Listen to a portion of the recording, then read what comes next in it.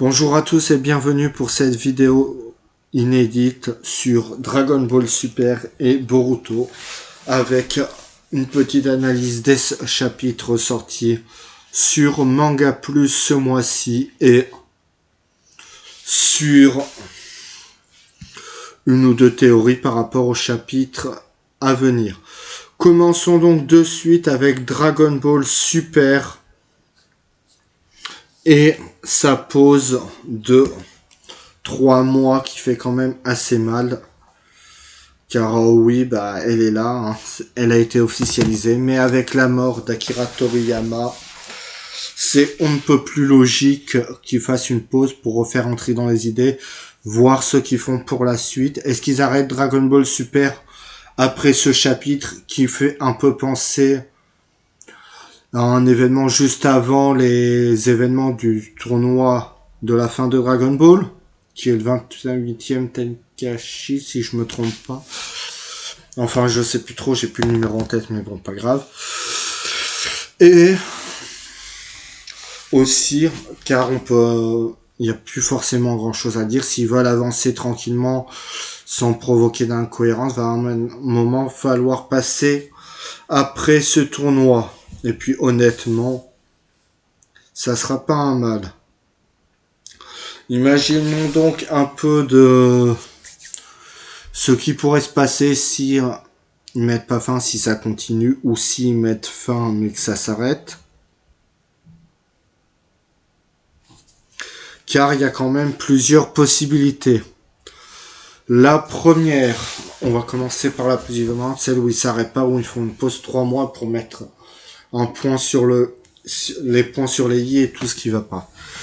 D'abord, ce chapitre est littéralement un chapitre de combat qui montre un peu les échelles de puissance des différents personnages pour voir à peu près la team super de Dragon Ball, on m'autorise à utiliser ce terme, parce que la team Z, elle est plus vraiment d'actualité vu qu'il n'y a plus du tout les mêmes. Donc bon, voilà. Après, pour cette team super, on a vu tout le monde à peu près s'affronter, voir les échelles de puissance. Tout le monde se maîtrisait un peu mieux. Donc plutôt sympa comme chapitre. Moi j'ai trouvé ça plutôt cool. Honnêtement. Bon, alors pour Pan, quand on sait que son premier nom peut aussi faire allusion au pain, il n'y a pas vraiment de surprise sur le pourquoi du comment. Hein. Parce que ça peut vouloir tout dire et rien dire.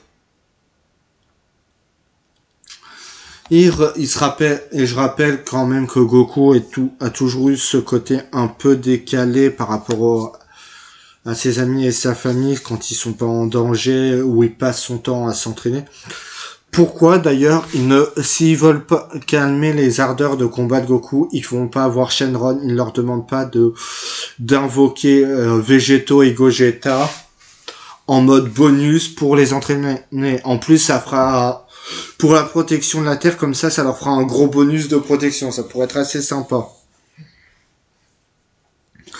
Donc voilà, quoi, il y a des possibilités, il y a de quoi faire. Honnêtement, chapitre plutôt sympa, qui met fin à l'arc super-héros, qui met aussi fin à l'arc du ruban rouge. Ce que je trouve plutôt drôle, car bon, le ruban rouge, bon, j'ai l'impression que Toriyama voulait rendre hommage un peu à la Team Rocket à travers ça. Mais en même temps, pourquoi pas, j'ai envie de dire. C'est plutôt assez cool comme chapitre, ça met du baume au cœur, ça montre un potentiel plutôt dingue. Donc oui, il y a de quoi faire. Honnêtement, c'est un chapitre plutôt sympa pour finir et en plus ça nous rend un peu hommage à la fin du manga d'origine. Donc oui, on peut dire que c'est fin de Dragon Ball. On s'arrête là, on fait comme pour Boruto et on reprend dans quelques mois et on fait Dragon Ball Super R devient Dragon Ball Super GT ou Dragon Ball Ultra ou Super Ultra, donc bon. Voilà, on a plein de possibilités, je suis pas trop inquiet là-dessus. Dragon Ball, ils trouveront les moyens de s'en sortir, ils vont pas se prendre la tête là-dessus, donc bon. Profitez du chapitre, amusez-vous en le regardant surtout. Et puis voilà. Passons à présent au chapitre Boruto, où Shikamaru est littéralement en train de reprendre, avec déjà commencé dans le chapitre précédent, à reprendre contact avec Boruto, par rapport aux événements de Kawaki, et par rapport aux possibilités à venir. Donc voilà quoi. C'est pas ce qui manque.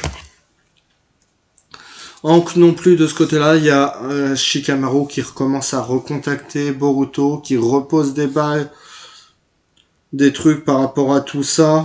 Donc bon, on peut dire que là aussi, ils sont plus ou moins tranquilles par rapport à ça. Niveau scénario, Jura qui tombe sur Inamawari, c'est pas non plus surprenant quand on voit qu'elle a one shot Naruto. Oh, le sous-entendu de sa surpuissance qu'on a depuis le début de Boruto. Non, ça ne surprend pas non plus. Beaucoup de gens parlent de QB ou de Yubi. Personnellement, j'y crois pas. J'ai même encore plus simple comme théorie. C'est tout simplement, comme je rappelle, que Naruto avait les chakras des différents bijoux en lui durant l'arc de la guerre finale et par rapport aux événements à venir. Je me dis que les chakras en question, par je ne sais quel moyen, sont les différents chakras de chacun des démons renards à 9 queues sont entrés en la saphir, lui donnant une sorte de nouvelle forme, enfin une nouvelle puissance, qui permet aussi, ou qui permettra aussi de la mettre en avant. C'est sans doute même elle la clé pour vaincre les menaces qui vont arriver. Sachant cependant que il y a un mais à cette théorie aussi, même si elle reste pour moi plus probable qu'un Yubi ou qu'un Kyubi ou je ne sais quel autre démon renard à 9 queues. Boruto, on va rapidement le revoir, surtout si le village est attaqué et que sa sœur est en danger. De toute façon, on connaît Shikamaru, s'il doit assurer la sécurité du village avec Boruto, il trouvera bien les explications et les conditions à placer au conseil du village. On voit qu'Ada et Mitsuki se rejoignent sur un point, ce qui est plutôt intéressant en fait, parce que ça peut permettre d'ouvrir du développement assez inattendu pour Ada, ou attendu aussi, parce que bon, le côté spécial de Mitsuki, on le met en avant avec Sarada, etc. Et Boruto, c'est un membre de l'équipe 3. Je ne vois pas Kishimoto, vu qu'il met quand même plus en avant Sarada et Boruto, ça m'étonnerait qu'il laisse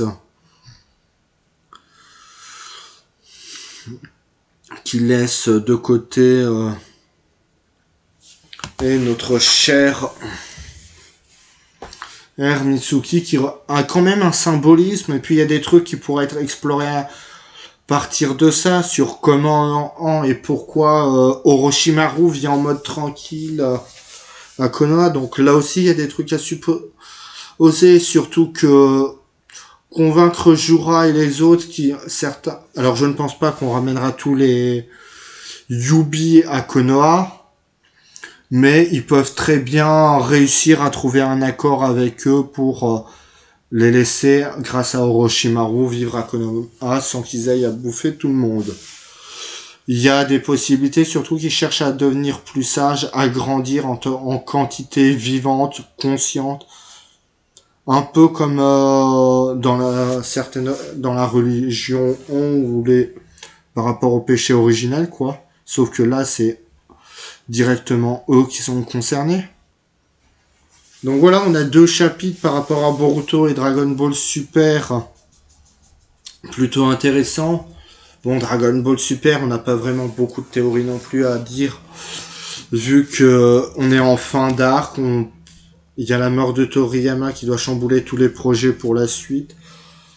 Donc, oui, bah les possibilités, elles sont là aussi. On sait pas trop comment ils vont faire. Est-ce qu'ils vont prendre leur courage à deux mains et chercher à finir vraiment Dragon Ball Super, même sans Toriyama, en lui rend en mode hommage par rapport à avec un arc final par rapport à Black Freezer,